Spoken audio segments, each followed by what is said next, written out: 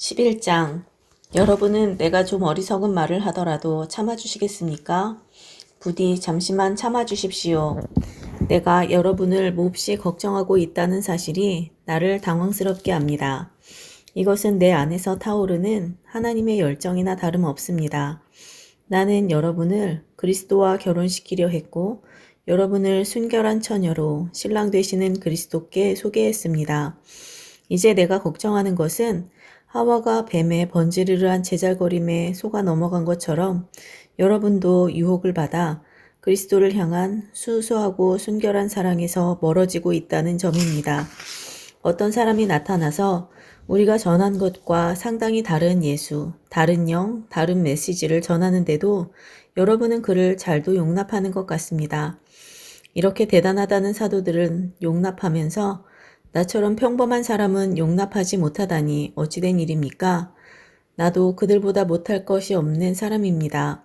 내가 그들처럼 말을 잘하지 못하고 여러분을 그토록 감동시키는 매끄러운 웅변도 익히지 못한 것은 사실입니다.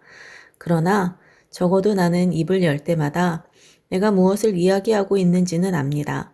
우리는 아무것도 감추지 않았습니다. 우리는 여러분에게 모든 것을 털어놓았습니다. 나는 하나님의 메시지를 여러분에게 전하면서 담례로 아무것도 요구하지 않았고 여러분에게 폐를 끼치지 않으려고 아무 사리 없이 여러분을 섬겼습니다. 그렇게 하면서 내가 큰 실수라도 범했습니까? 여러분에게 경제적인 부담을 주지 않으려고 다른 교회들이 나의 비용을 대주었습니다. 내가 여러분과 함께 지내는 동안 누군가 나를 돕겠다고 거둔 적이 한 번도 없습니다. 내게 필요한 것은 늘 마케도니아의 신자들이 공급해 주었습니다. 나는 여러분에게 짐이 되지 않으려고 조심했고 앞으로도 짐이 되지 않을 테니 여러분은 믿어도 좋습니다. 그리스도를 나의 증인으로 모시고 말하는데 이것은 내 명예와 관련된 일입니다. 나는 이웃의 판단으로부터 여러분을 보호하기 위해서라도 이 일을 비밀로 해둘 마음이 없습니다. 내가 여러분을 사랑하지 않아서 그런 것이 아닙니다. 내가 여러분을 사랑하는 것은 하나님께서 아십니다. 다만 나는 우리 사이의 일을 공개하여 숨기는 것이 없게 하려는 것뿐입니다. 이와 관련해서 나는 내 입장을 바꾸지 않을 작정입니다. 여러분의 돈을 받느니 차라리 죽는 편을 택하겠습니다. 나는 악착같이 돈을 모으면서도 자신들을 특별한 존재로 자처하는 설교자들과 나를 한 통 속으로 취급할 빌미를 누구에게도 주지 않을 것입니다. 그들은 그리스도의 대리인 행세를 하지만 속속들이 가짜인 가엾은 패거리, 거짓 사도들, 거짓 설교자들, 부정직한 일꾼들입니다. 그렇다고 놀랄 것까지는 없습니다. 사탄은 늘 그런 식으로 활동하고 빼어난 빛의 천사로 가장하기 때문입니다. 그러므로 사탄의 졸개들이 하나님의 종으로 가장한다고 해서 놀랄 것이 없습니다. 그러나 그들은 그 무엇으로도 성공하지 못할 것이며 결국에는 그 대가를 치르게 될 것입니다. 출발점으로 다시 돌아가서 말씀드리겠습니다. 내가 다소 어리석은 말을 계속하더라도 나를 비난하지는 말아 주십시오. 비난하려거든 차라리 나를 어리석은 사람으로 받아들여서 내가 큰 소리 좀 치게 해주십시오. 이러한 말투는 그리스도에게서 배운 것이 아닙니다. 오, 절대로 아닙니다. 그것은 내가 요즘 인기 있는 현란한 설교자들에게서 찾아낸 못된 버릇입니다. 여러분은 재판석에 앉아 이 모든 사기극을 관찰하기 때문에 예상치 않게 이따금 찾아오는 어리석은 자들의 비위까지 맞춰줄 여유가 있는 모양입니다. 사기꾼들이 여러분의 자유를 빼앗고 여러분을 이용해 먹고 여러분에게 터무니없는 돈을 청구하고 여러분을 윽박지르고 여러분의 뺨까지 때리는데도 여러분은 그들을 감탄스러울 정도로 잘 참아줍니다. 나라면 여러분에게 그렇게 할 수 없었을 것입니다. 우리는 그런 짓을 참을 만큼 비위가 강하지 않기 때문입니다. 여러분이 설교단에서 자기 자랑을 늘어놓는 자들에게 감탄을 금치 못하니 나도 자랑해 보렵니다. 이것은 어리석은 사람, 곧 여러분의 옛 친구가 하는 말이라는 것을 잊지 마십시오. 그들이 스스로를 일컬어 히브리 사람, 이스라엘 사람, 아브라함의 순수 혈통이라고 자랑합니까? 나도 그들과 동등한 사람입니다. 그들이 그리스도의 종입니까? 나는 더욱 그렇습니다. 내가 이런 말을 하고 있다는 것이 믿기지 않습니다. 이런 식으로 말하는 것은 정신 나간 짓입니다. 그러나 시작했으니 끝을 보겠습니다. 나는 그들보다 더 열심히 일했고 그들보다 더 자주 투옥되었고 매도 셀 수 없을 만큼 많이 맞았고 죽음의 고비도 여러 차례 넘겼습니다. 유대인들에게 매 39대를 맞은 것이 5차례, 로마 사람들에게 매질을 당한 것이 3차례, 돌로 맞은 것이 1차례입니다. 3차례나 배가 난파되었고 망망한 바다에 빠져 꼬박 하루를 보내기도 했습니다. 해마다 고된 여행을 하면서 여러 개의 강을 건너고 강도들을 피해 다니고 벗들과도 다투고 적들과도 싸워야 했습니다. 도시에서도 위험에 처하고 시골에서도 위험에 처했으며 태양이 자결하는 사막의 위험과 폭풍이 이는 바다의 위험도 겪었고 형제로 여겼던 사람들에게 배신도 당했습니다. 단조롭고 고된 일과 중노동을 겪고 길고 외로운 밤을 여러 차례 지새우고 식사도 자주 거르고 추위에 상하고 헐벗은 채 비바람을 맞기도 했습니다. 하지만 이 모든 것과 비교조차 할 수 없는 것은 모든 교회로 인해 겪는 곤경과 걱정입니다. 누군가 더 이상 물러설 수 없는 형편에 처하면 나는 뼛속 깊이 절망을 느낍니다. 누가 속아 넘어가 죄를 지으면 내 속에서 화가 불타오릅니다. 굳이 나 자신을 자랑해야 한다면 나는 내가 당한 굴욕을 자랑하겠습니다. 그 굴욕이 나를 예수처럼 되게 해주기 때문입니다. 영원히 찬양받으실 하나님, 곧 우리 주 예수의 아버지께서 내가 하는 말이 거짓이 아님을 아십니다. 내가 다마스쿠스에 있을 때 아레다 왕의 총독이 나를 체포하려고 성문에 초병을 배치한 적이 있는데 내가 성벽에 난 창문으로 기어나오자 사람들이 나를 바구니에 담아서 내려주었고 나는 필사적으로 도망쳤습니다. 12장. 여러분 때문에 나는 이런 식으로 말할 수밖에 없습니다. 나는 본의 아니게 이렇게 말하는 것입니다. 이참에 하나님께서 내게 주신 환상과 계시의 문제도 꺼내는 것이 좋겠습니다. 예를 들어 나는 14년 전에 그리스도께 붙잡혀 황홀경 속에서 지극히 높은 하늘로 끌려 올라간 사람을 알고 있습니다. 사실 나는 이 일이 몸을 입은 채 일어났는지 몸을 떠나서 일어났는지 알지 못합니다. 그것은 하나님만이 아십니다. 내가 알기로 이 사람은 낙원으로 이끌려 갔는데 몸을 입고 그렇게 된 것인지 몸을 떠나서 그렇게 된 것인지 나로서는 알 길이 없습니다. 하지만 하나님은 아십니다. 그는 거기서 말로 표현할 수 없는 놀라운 말을 들었지만 그 들은 것을 발설해서는 안 되었습니다. 이 사람이 내가 말하려는 그 사람입니다. 그러나 나 자신에 관해서는 내가 당한 굴욕 외에 아무 말도 하지 않겠습니다. 내가 조금이라도 자랑할 마음이 있다면 우스운 꼴을 보이지 않으면서 그렇게 할 수 있고 그러면서도 알기 쉽게 진리를 내내 말할 수 있을 것입니다. 그러나 나는 여러분을 아끼는 마음으로 그만두겠습니다. 여러분이 길에서 나를 보거나 내가 하는 말을 듣게 되거든 나를 우연히 마주친 어리석은 사람, 그 이상의 존재로 여기는 사람이 아무도 없기를 바랍니다. 받은 계시들이 엄청나고 또 내가 우쭐거려서는 안 되겠기에 주님께서는 나에게 장애를 선물로 주셔서 늘 나의 한계들을 절감하도록 하셨습니다. 사탄의 하수인이 나를 넘어뜨리려고 전력을 다했고 실제로 무릎을 꿇게 했습니다. 그래서 내가 교만하게 다닐 위험이 없게 한 것입니다.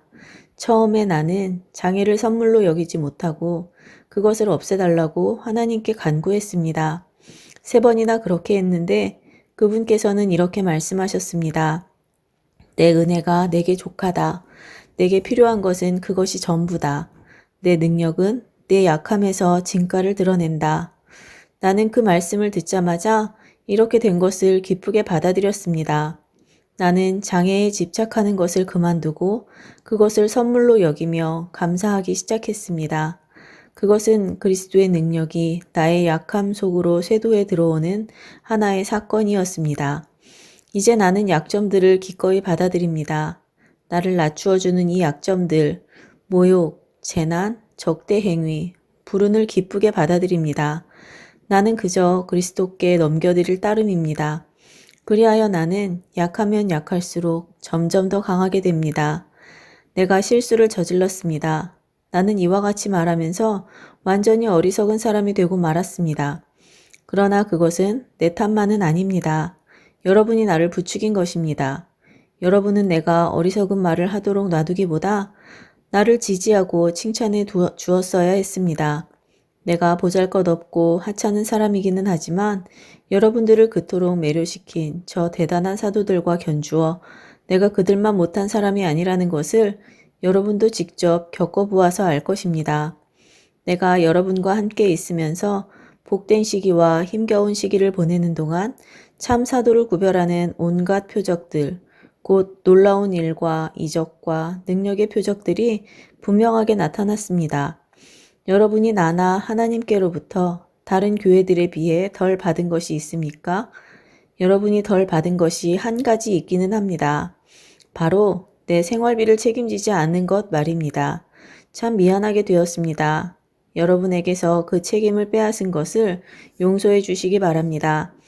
지금 나는 여러분을 세 번째로 방문하기 위해 모든 준비를 마친 상태입니다. 그러나 걱정하지 마십시오. 여러분은 특별히 애쓰지 않아도 됩니다. 지난 2차례의 방문 때와 마찬가지로 이번에도 여러분을 성가시게 하는 일은 없을 것입니다. 나는 여러분의 소유에는 관심이 없습니다. 여러분 자신에게만 관심이 있을 따름입니다. 자녀가 부모를 돌보는 것이 아니라 부모가 자녀를 돌보는 것입니다. 여러분을 위해서라면 나는 기꺼이 내 지갑을 비우고 내 목숨까지도 저당 잡히겠습니다. 그러니 내가 여러분을 사랑할수록 여러분의 사랑을 덜 받게 되다니 어찌된 일입니까? 내가 앞에서는 자급하는 척하고 뒤에서는 교묘하게 속여 빼앗았다는 험담이 끊임없이 들리니 어찌된 일입니까? 그 증거가 어디에 있습니까? 내가 누군가를 보내서 여러분을 속이거나 여러분의 것을 빼앗은 일이 있습니까? 나는 디도에게 여러분을 방문하라고 권했고 그와 함께 형제 몇 사람을 보냈습니다. 그들이 여러분을 속여 무언가를 빼앗은 일이 있습니까? 우리가 솔직하지 않거나 정직하지 않았던 적이 있습니까? 우리가 여러분을 배심원으로 여겨 줄곧 변명하고 있다고 생각하지 마시기 바랍니다. 여러분은 배심원이 아닙니다. 하나님 그리스도 안에서 계시된 하나님, 이 배심원이십니다. 우리는 그분 앞에서 진술하고 있는 것입니다.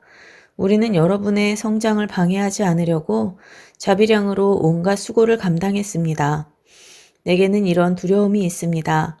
내가 여러분을 방문할 때 여러분이 나를 실망시키지 않을까? 내가 여러분을 실망시키지 않을까? 서로 실망한 나머지 모든 것이 산산조각 나서 싸움과 시기와 격분과 편가르기와 격한 말과 악한 소문과 자만과 큰 소란이 일어나지 않을까 하는 것입니다. 나는 다시 여러분에게 둘러싸여서 하나님께 창피를 당하고 싶지 않습니다.